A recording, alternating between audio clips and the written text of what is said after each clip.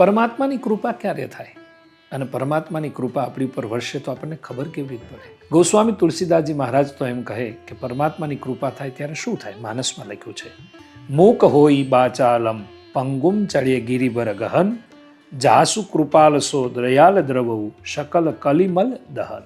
પરમાત્માની કૃપા થઈ જાય ને ત્યારે મૂક પણ એને પણ વાચા આવે છે, દિવ્યાંગને પણ જીભ આવે છે, એને પણ વાણી પ્રગટ થાય છે.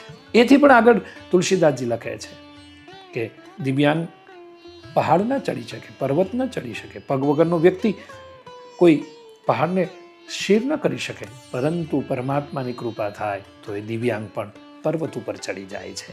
માટે ઈશ્વરની કૃપા મને તમને એવી રીતે એક નવી સૃષ્ટિનું દર્શન કરાવે છે, એક નવું તત્વનું દર્શન કરાવે છે.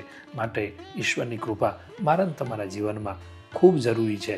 અને ઈશ્વર કૃપા ક્યારે આવે, ક્યાંથી આવે? તો આપણે ઈશ્વર તરફ પ્રેરાઈએ, રામ નામ તરફ પ્રેરાઈએ, રામની કથા તરફ આગળ વધીએ, રામના ચરિત્રને સાંભળીએ, ત્યારે ઈશ્વર કૃપા થાય છે. જય શ્રી રામ.